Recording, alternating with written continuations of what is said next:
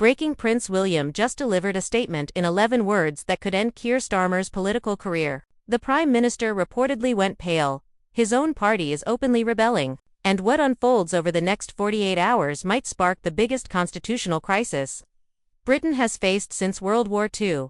Last Tuesday, Starmer introduced his National Housing Initiative, a plan to build 300,000 affordable homes by taking over unused land across the country. On the surface, it sounded reasonable, but page 47 told a very different story. Hidden in the fine print were 14 historic sites marked for immediate seizure, including 700-year-old farmland owned by the Duchy of Cornwall. There was no consultation, no negotiation, just outright seizure. Leaked documents suggest this may have been planned as a political stunt from the very beginning.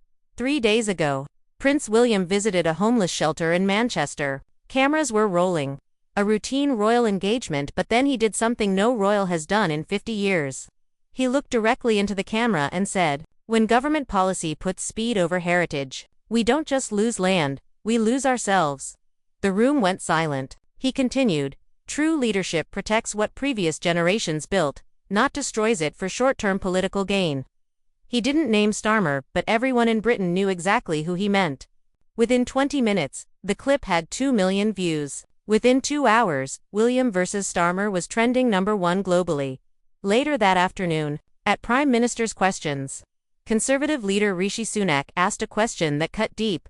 Will the Prime Minister confirm he intends to seize royal land without consultation? Starmer gripped the dispatch box, knuckles white. Then he made a statement that may have cost him everything.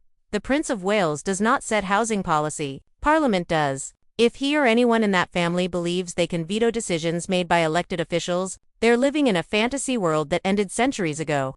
The chamber erupted. But the real shock came from inside Labour. MPs froze in disbelief. Senior Labour MP Harriet Harman put her head in her hands. Foreign Secretary David Lammy shook his head. These weren't Starmer's enemies, they were his own team. And they knew instantly he had just committed political suicide, live on television. Within 90 minutes, his office issued a clarification, claiming his comments were taken out of context, but the video was crystal clear. Political commentator Andrew Neil tweeted, "You can't unring that bell." Starmer had just declared war on the monarchy in front of the nation, and the tweet got 127,000 likes in 3 hours. This crisis isn't just political theater.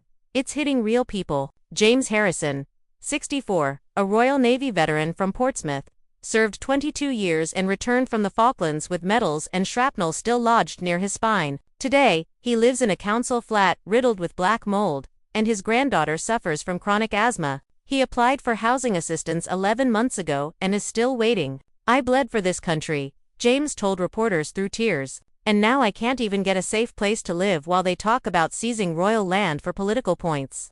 Meanwhile, Starmer lives in a Downing Street flat that underwent £30,000 in taxpayer-funded renovations last year. The public response has been severe. A poll released yesterday shows 68% of Britain believe Starmer's attack on William was inappropriate. Among voters over 50, that number jumps to 79%. Among working-class voters, 71% say they've lost respect for Starmer because of this confrontation. Internal Labour focus groups have left campaign headquarters panicked. Colin Davies, 58, a former steelworker, summed it up, "I voted Labour all my life. My father and grandfather voted Labour, but I won't vote for a party that disrespects the crown." His sentiment was echoed by 19 of 22 participants. Then something unprecedented happened. King Charles, usually careful to avoid politics, broke protocol. At a private reception, he publicly embraced William in front of 200 guests and cameras, placing both hands on his son's shoulders and speaking quietly into his ear for 30 seconds. Palace lip readers reported that Charles said, "You spoke for Britain. Never apologize for defending what matters." Buckingham Palace followed with a brief statement. The Prince of Wales' comments regarding heritage preservation reflect deeply held personal values, shared across generations of the royal family. These concerns warrant serious consideration from all parties. In other words, the king had told Parliament, "My son is right to, need to listen." The markets reacted immediately. The pound fell 1.2% against the dollar, wiping £18 billion from Britain's market value. The FTSE 100 dropped 89 points. Property developers expecting to benefit from Labour's housing plan saw stock prices collapse amid mounting legal challenges. Within 24 hours, 3 Labour MPs publicly questioned Starmer's judgment. Rosie Duffield tweeted, "Picking fights with the future king isn't a housing strategy, it's madness." Backbenchers reported, receiving hundreds of angry emails defending William. Social media exploded. #StandWithWilliam generated 4.3 million tweets in 36 hours. One TikTok video by a 23-year-old, saying "I'm not even a royalist," hit 8 million views. Street protests followed. Over 2,000 people gathered in Manchester, holding signs reading, "Respect our heritage." Similar protests erupted in Birmingham, Leeds, and Bristol. These weren't organized rallies. They were spontaneous public outrage at what many saw as an unforgivable line crossed by Inside Number 10. The atmosphere descended into chaos. Deputy Prime Minister Angela Rayner and Chancellor Rachel Reeves reportedly held a volcanic meeting with Starmer, warning him, "You've handed Reform UK a loaded gun and you're standing in front of the target." WhatsApp groups inside the Labour Party buzz with panic. Over 40 MPs are discussing leadership challenges. 5 MPs were photographed having lunch together yesterday, and political journalists immediately labelled it a coup meeting. Leaked documents from The Telegraph show that 3 weeks before announcing the housing plan, officials met with Crown Estate representatives to discuss Duchy of Cornwall land. Royal officials explicitly warned that seizing heritage sites without consultation would trigger a constitutional crisis. They offered alternatives: joint development, long-term leases, and collaborative planning, all rejected. One Downing Street email reads, "The political benefit of showing we're not afraid to challenge royal privilege outweighs the diplomatic concerns. PM wants to proceed regardless, if authentic." These documents suggest Starmer didn't stumble into this crisis, he deliberately engineered it as a political stunt, risking Britain's stability for short-term headlines.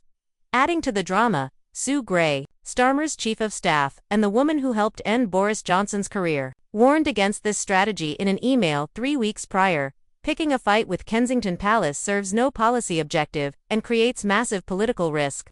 Her advice was ignored. She has been noticeably absent from Downing Street this week, and sources say she may resign, a symbolic blow that could end Starmer's career. Meanwhile, Nigel Farage has positioned Reform UK as the defender of British tradition. He told supporters, "Prince William said what millions of you are thinking: our heritage matters, our traditions matter." Videos of the speech hit 3 million views in 12 hours. Reform UK's membership has surged by 60,000 in the past week, and polls show a historic 3-way split: Conservatives 33%, Labour 27%, Reform UK 22%. The next 48 hours are critical. Tomorrow, William will attend the state opening of Parliament, sitting directly across from. On Friday, Labour's National Executive Committee holds an emergency meeting to discuss Starmer's leadership. The question is no longer whether Starmer survives, it's how much damage he does to Labour before he's removed. Britain is watching a government unravel in real time.